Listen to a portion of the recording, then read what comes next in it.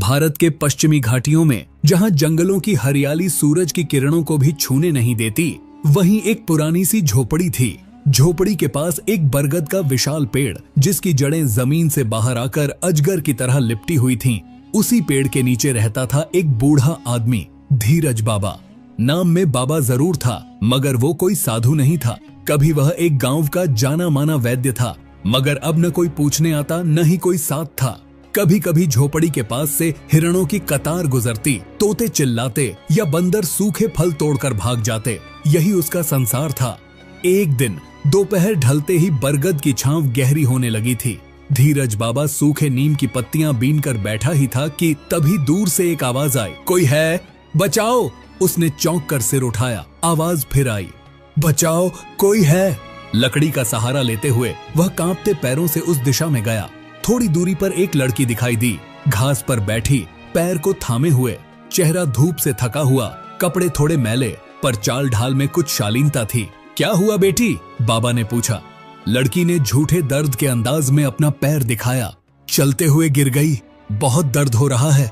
बाबा ने झुककर पैर देखा। वर्षों का अनुभव कहता था। सब ठीक है, मुस्कुराते हुए बोले, कोई मोच नहीं है, बस थकान है शायद। लड़की सिर झुका गई। माफ कीजिए, मैं दरअसल अकेली हूँ। आप इंसान लगे तो बात कर ली, वरना मैं तो यहाँ। बाबा बोले, ये जंगल है, इंसान कम, जानवर ज्यादा मिलते हैं। तुम यहाँ कैसे पहुंची? लड़की चुप रही। बाबा ने इशारा किया, चलो मेरी झोपड़ी पास है, वहां बैठो, पानी मिलेगा। दोनों झोपड़ी की तरफ चल पड़े। लड़की की चाल में थकान नहीं, एक अजीब सी सुनियोजित ठहराव था। बाबा ने गौर किया, तुम घबराई नहीं लगती, डर भी नहीं लगता तुम्हें इस जंगल से?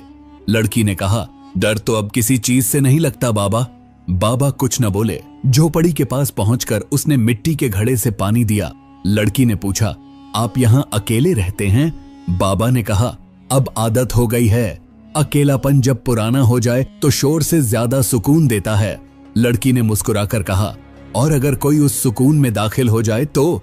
बाबा ने सवाल को अनसुना किया। शाम गहरा गई थी। बाबा ने कहा, अगर तुम्हें लौटना है तो रास्ता मुश्किल होगा, अब रात यही गुजारो। लड़की ने बिना झिझक हाँ में सिर हिलाया। मैं बरगद के नीचे लेट जाऊंगी, हवा अच्छी लगती है। बाबा ने भीतर अपनी चटाई बिछा दी। ठीक है, मैं बाहर ही लेटता हूँ, तुम चाहो तो झोपड़ी के अंदर सो सकती हो। लड़की वहीं बाहर लेट गई। रात गहरी हो चली थी।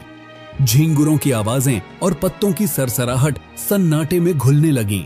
बाबा की आंखें लग गईं, लेकिन लड़की लेटी नहीं थी, वो बैठी थी और बाबा को देख रही थी। उसके चेहरे पर कोई डर नहीं, न कोई घबराहट, बल्कि एक गहरा स्थिर भाव, मानो किसी का इंतजार बहुत लंबे समय से हो। उसने खुद से कहा, बहुत साल लगे यहां तक पहुंचने में, ये बाबा क्या आप पहचानेंगे? बरगद की जड़ें ओस से भीग चुकी थीं। चांद की रोशनी में रात पूरी तरह जाग रही थी, मगर उस चटाई पर सोया बूढ़ा बाबा किसी और ही दुनिया में था। सपनों में शायद फिर वही बीते दिन, वही खोई आवाजें गूंज रही थीं। कुछ कदम दूर वही लड़की नंदिता अब भी बरगद की छांव में बैठी उसकी सांसों की लय को सुन रही थी। इनका चेहरा वैसा ही है जैसा मुझे याद था, पर ये मुझे कैसे पहचानेंगे? इतने बरस बीत चुके हैं। उसकी उंगलियां मिट्टी में धीरे धीरे कुछ लिख रही थीं, कोई नाम, कोई अधूरी पहचान। तभी बाबा की करवट बदली और वह जाग गया। अभी अंधेरा है, उसने खुद से कहा। इतनी ठंड में नींद नहीं आती अब। उसकी नजर नंदिता पर पड़ी, जो चुपचाप बैठी थी। सोई नहीं अभी तक? नंदिता चौंकी नहीं, जैसे वो इसी सवाल का इंतजार कर रही थी। नहीं बाबा, कभी कभी नींद से ज्यादा सुकून जागने में मिलता है। बाबा पास आकर बैठ गया। अजीब बात है, तुम जैसी जवान लड़की और ऐसे जंगल में न डर न घबराहट, कुछ भी नहीं। कोई ढूंढने नहीं आएगा तुम्हें। नंदिता ने आंखें झुका लीं। ढूंढने को कोई है ही नहीं। बाबा चुप हो गया। थोड़ी देर बाद वह उठकर झोपड़ी के पास बने चूल्हे पर आग जलाने लगा। सूखी लकड़ियों को जलाकर उसने कुछ कंदमूल उबाले और एक पुराना लोटा भरकर पानी गर्म किया। नंदिता वहीं आकर बैठ गई। तुम्हारा नाम क्या है? बाबा ने पूछा। नंदिता, उसने जवाब दिया। कहां से आई हो? यही पास के इलाके से। जंगल के उस पार एक गांव है, पर अब वहां कोई नहीं बचा मेरा। बाबा ने गौर किया। वह हर सवाल का जवाब थोड़ा टाल कर देती है। मानो सच बताना भी उसके लिए एक कहानी बुनना हो। सुबह की किरणों ने अब पेड़ की शाखाओं को हल्के हल्के छूना शुरू कर दिया था। नंदिता ने बाबा की मदद से चूल्हे के पास बैठकर नाम में हाथ बंटाया। पानी लाना, सूखी घास इकट्ठा करना, पत्तियां साफ करना। बाबा उसे देखता रहा। कभी किसी ने इतना अपनापन नहीं दिखाया इतने वर्षों में। खाने के बाद नंदिता ने पूछा, बाबा आप क्या कभी वापस गांव नहीं जाते? बाबा की आंखें धुंधलाईं। जिस जगह से मन टूट जाए वहां पैर रखने का भी साहस नहीं होता। कभी बहुत लोग थे वहां, अब किसी को मेरा नाम भी याद नहीं होगा। लेकिन क्या कभी किसी ने आपको ढूंढा नहीं? बाबा ने बहुत देर तक कुछ नहीं कहा, सिर्फ बरगद की एक टहनी को घूरता रहा। जिसके लिए जाना चाहिए था वो भी एक दिन बिना बताए चली गई, शायद हमेशा के लिए। नंदिता चुप हो गई। उसने झोपड़ी की ओर देखा, जैसे किसी पुरानी बात की परछाई उस झोपड़ी की दीवारों से चिपकी हो। बाबा ये झोपड़ी आपने खुद बनाई? बाबा बोला, हाँ, कई बरस पहले किसी के साथ, फिर तुरंत खुद को रोका। अब कोई साथ नहीं है। नंदिता कुछ कहना चाहती थी पर रुक गई। दोपहर ढल रही थी। नंदिता झोपड़ी के पीछे बने एक पुराने पगडंडी से होकर जंगल के भीतर चली गई और थोड़ी देर बाद लौटकर 2 पके आम लेकर आई। बाबा ने पूछा, इतनी जल्दी कहां से लाई? पीछे एक पेड़ है, बहुत मीठे आम हैं। बाबा मुस्कुरा दिया। कभी यहाँ कोई लड़की इस तरह आम तोड़कर लाई थी, बहुत पहले की बात है। फिर खुद को संभालते हुए बोला, अब बस यादें रह गई हैं। नंदिता ने आम बाबा को दिया और खुद भी खाने लगी। एक आम के छिलके पर उसने अनजाने में नाखून से कुछ लिखा, फिर जल्दी से मिटा दिया। बाबा की नजर छिलके पर पड़ी लेकिन कुछ कहा नहीं। शाम होते ही ठंडी हवा बहने लगी। जंगल में सूरज जल्दी छुप जाता है। बाबा झोपड़ी के पास सूखी लकड़ियां जमा करने लगा। नंदिता उसके पास आई और बोली, बाबा आज रात मैं एक जगह दिखाना चाहती हूँ आपको। एक झोपड़ी जैसी है, कपड़े से बनी, थोड़ी दूर जंगल में। आप चलेंगे मेरे साथ? बाबा कुछ पल सोचता रहा। कपड़े की झोपड़ी जंगल के भीतर? क्यों? बस यूं ही।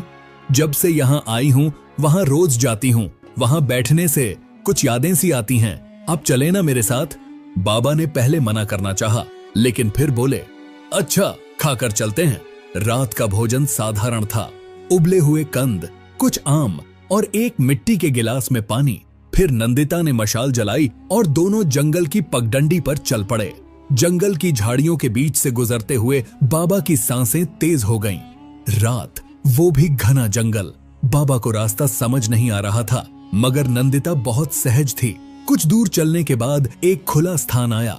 वहां एक पुरानी सी कपड़े की झोपड़ी खड़ी थी। हवा में उसका कपड़ा फड़फड़ा रहा था।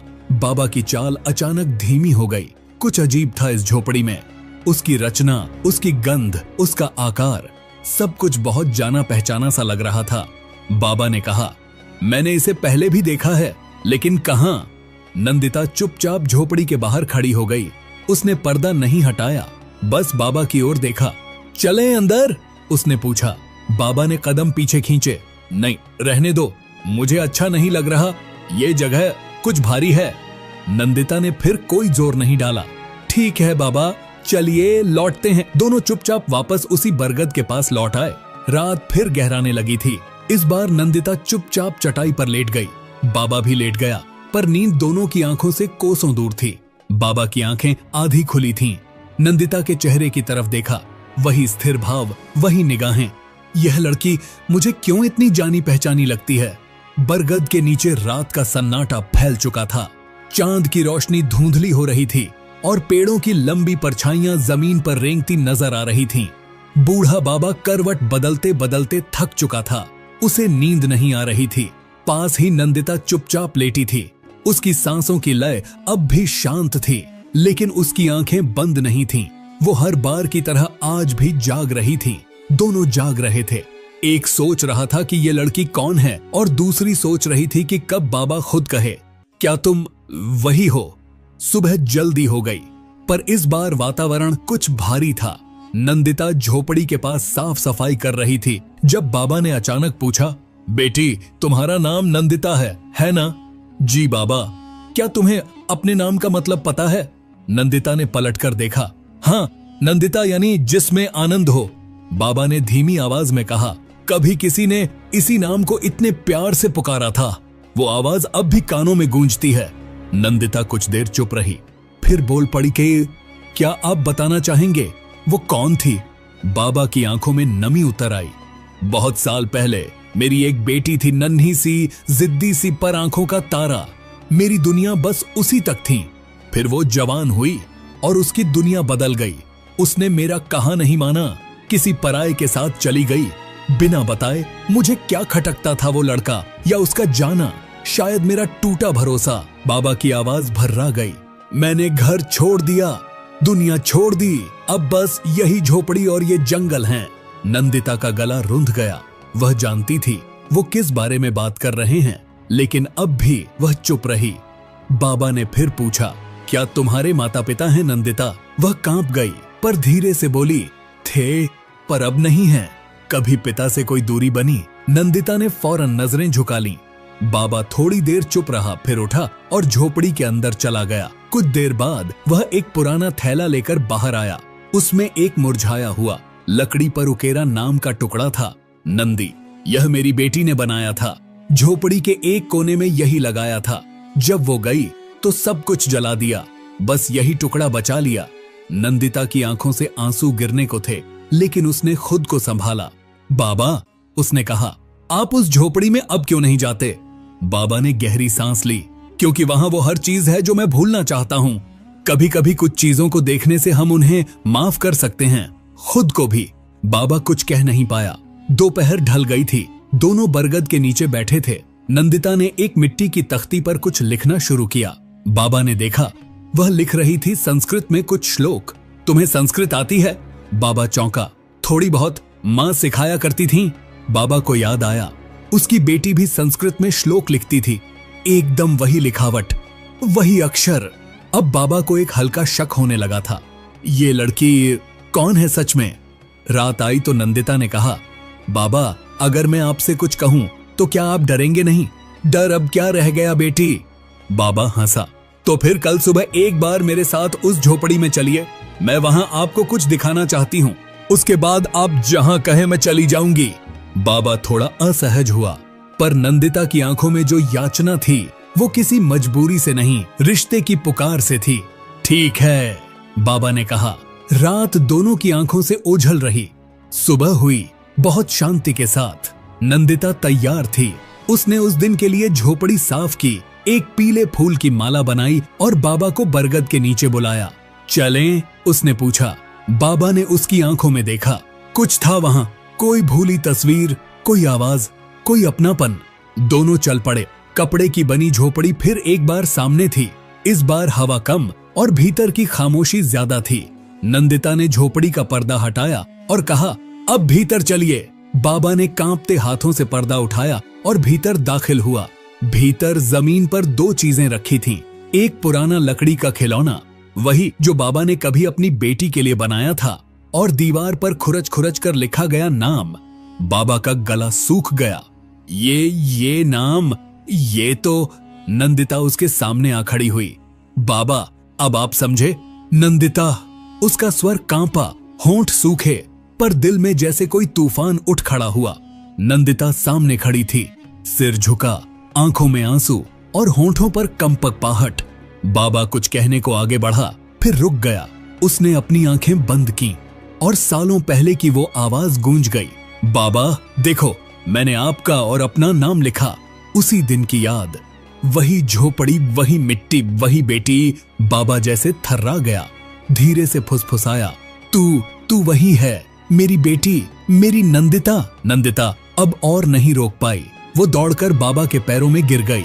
हाँ बाबा, मैं वही हूँ, आपकी नादान, जिद्दी, मगर बहुत पछताई हुई बेटी। बाबा ने कांपते हाथों से उसे उठाया। आंखों से आंसू लगातार बहते जा रहे थे।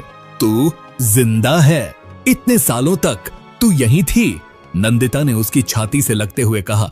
हाँ बाबा, जब आपने मुझे घर से निकाल दिया था और मैं जिस इंसान के लिए सब छोड़ आई थी, उसने मुझे 4 दिन बाद ही ठुकरा दिया। मैं फिर वापस लौटी, लेकिन घर सूना था। मोहल्ले वालों ने बताया कि बाबा मुझे ढूंढते हुए सब छोड़कर निकल गए। बस उसी दिन मैंने ठान लिया, जहां बाबा आखिरी बार जाया करते थे, वहीं रहूंगी। शायद एक दिन वो लौटें और मुझे माफ कर दें। बाबा के अंदर का सारा दर्द अब बाहर आ चुका था। वह बेटी जिसे उन्होंने खो दिया था उसी के सामने खड़ी थी। बेटा, अगर तू पहले बता देती तो मैं उसी दिन तुझे सीने से लगा लेता, बाबा ने गीली आंखों से कहा। नंदिता रोती रही। मुझ में हिम्मत नहीं थी बाबा, मैं सोचती थी आपने मुझे भुला दिया होगा। बाबा ने उससे कहा, तू मेरी बेटी है, बेटियां भुलाने की चीज नहीं होती। कुछ देर दोनों यूं ही बैठे रहे जैसे जमीन, समय और संसार थम गया हो। अगले कुछ दिनों में बाबा और नंदिता ने झोपड़ी को फिर से सजा दिया। मिट्टी की दीवारों पर फिर से श्लोक लिखे गए। नंदिता रोज बाबा के लिए काढ़ा बनाती और बाबा जंगल से फिर से जड़ी बूटियां लाने लगा। एक शाम जब पेड़ों के पीछे सूरज छुप रहा था, नंदिता ने बाबा के सामने फिर एक सवाल रखा। बाबा, क्या मैं आपके साथ फिर घर चल सकती हूँ? बाबा कुछ देर चुप रहा, फिर मुस्कुराया। घर अब वही है जहाँ तू है, झोपड़ी हो या हवेली, अगर बेटी साथ है तो वो ही घर है। कुछ महीने बाद गांव में एक हकीम बाबा और उनकी बेटी के चर्चे फिर से होने लगे। अब वे दोनों जड़ी बूटियों से इलाज करते थे और झोपड़ी को नंदिता केंद्र कहा जाने लगा, जहां हर दुखी को सुकून और अपनापन मिलता। एक रात नंदिता ने बाबा के पास बैठते हुए कहा, बाबा, आपने मुझे कभी माफ किया? बाबा ने उसका हाथ थामते हुए कहा, तू मेरी बेटी है, तेरी जगह मेरे दिल में थी, है और हमेशा रहेगी। माफ करने का सवाल ही नहीं उठता, क्योंकि मैंने कभी तुझसे मोहब्बत कम नहीं की थी।